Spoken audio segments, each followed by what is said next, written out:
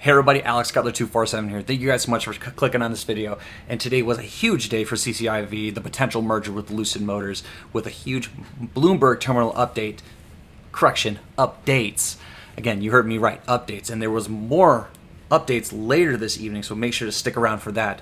So, what are we going to be going over? We're going to go over the weekly chart analysis. We're going to go over the Bloomberg terminal updates. Again, updates. We have the evening updates. They've been doing multiple throughout the evening under your nose. And then we're going to be correlating that to past articles as well as potential future events. So let's get into the chart analysis. So looking at the trading view chart analysis, it's been predominantly parallel and very volatile, you can say, since last week as well as this week as well. There's a huge price swing. So beginning from last week, February 5th, CEO Peter Rawlinson had that CNBC Squawk on the Street exclusive interview with David Faber where he had no poker face whatsoever, had that huge smile on his face. It basically indicated that there's good news coming soon and he can neither confirm nor deny with a big smile on his face. So it caused a big signal to investors to get in. It's time to get in. There's big news coming, and it had a major spike. And then, as you can see on Merger Monday, there was no news, and it just had that significant drop throughout the week, and a lot of people just sold off because they're impatient, and I understand slightly.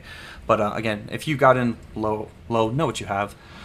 And then on February 9th, Germany added Lucid Motors, or CCIV, to the Germany e-mobility newcomer index. That's a good thing because it means that in their mindset that they view this stock, this SPAC, as an EV company. So that's a good perspective on what the international mindsets are seeing.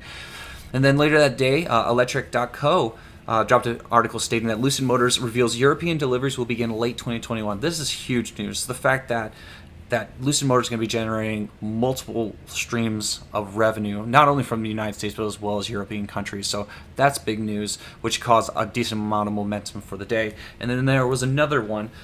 Later that day, there was a real reveal of data that there was multiple large purchases of options with a strike price of $50. If you look at the image that just populated, around $50,000 worth of option purchases with a $50 strike price. That caused a bullish sweep, which caused a decent spike later run throughout that day. And then there was a volatile day on February 10th. No news was really dropped, and overall bad market day. Overall, the Dow Jones dropped, a lot of SPACs dropped, and provided a decent entry point where it really bounced off of that support level at the $30 to $30.50. So, and then today, huge news, again, went parallel, and then the Bloomberg terminal has multiple updates revealing deal details. So let's get over that. Before I do, that had a 17% spike during after hours. That's phenomenal. So hopefully you had patient mindset, and you knew what you had, and you had those diamond hands, and your patience will be paid off soon, I believe. So the first image that populated was from Wall Street Rye, and this image populated and updated where the payment type became cash. And that's actually a really big deal. That means that they're really fine-tuning the deal details, and they're updating Bloomberg Terminal and giving their sources more information as they feel like they want to reveal. So that's actually really good, and there was a huge reaction to a lot of the investors, which is huge. That means that there's more details coming out. So let's go to the next image. So not only after cash, we got to know even more to really give credibility to a lot of more recent articles from the likes of Ludlow, where on the January 11th stated that the value would be $15 billion, and this just basically gives a credibility that's going to be $15 billion valuation of what was proposed. And again, why is it updated now? It's because Lucid and CCIV are feeling comfortable to actually release this information. Because if it was released earlier, it would have probably caused even more massive of a spike, and then kind of a bit of burn off. I think they're really playing the market the way that they want, and you can't really be angry about it. And even more updates. So let's look at this update. So the proposed is not in negotiations, it's on the block. That means that They're close to signing. They're close to signing really soon. And then in preliminary, there's more information that the consortium led by Venrock Associates proposed to sell Lucid Motors to Churchill Corp. We know who owns Lucid now, and we know who's going to sell it. So that means that Michael Klein and company has spoken to not only the Public Investment Fund, but as well as Venrock Associates to get this merger happening. So that's really big. That means that they're releasing this information. That means they're comfortable to releasing the public. That means that they've most likely have signed documentation and have it ready for filing. As you see, a little bit more detail going on for seeing who's associated with this purchase and this sell, from Venrock to Beijing Automotive to Public Investment Fund, as well as to Xing Capital in China. We're getting to know who's selling, and we're about to find out who's buying.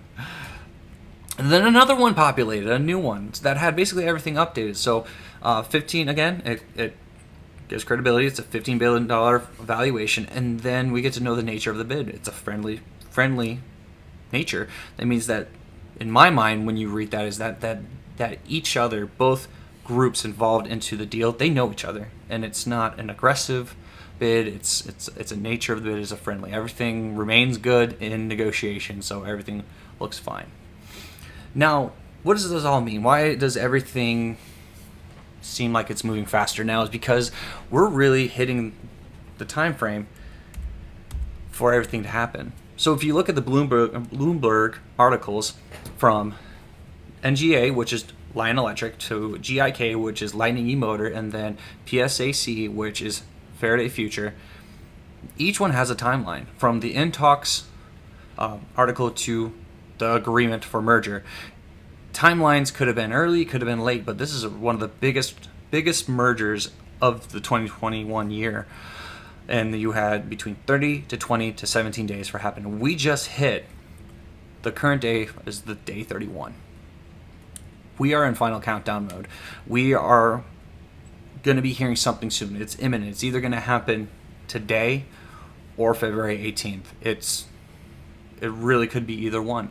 But we should be hearing something soon. And let's not forget that Klein has a history of giving news for agreements after holidays. He's done it for previous SPACs, and we have a holiday coming up this Monday. So be ready. Know what you have. Understand that everything that's been happening in the last couple of weeks, especially today, is just revealing everything from the past articles, and correlation to the timeline and the Bloomberg updates means that we're going to be hearing something. You're going to be hearing something very soon, whether it be today or sometime next week. So know what you have. Thank you guys so much for jumping on. Please make sure to leave a like, share, and comment any questions or really any ideas that you guys have. So again, thank you guys so much for following, and I will see you guys again soon.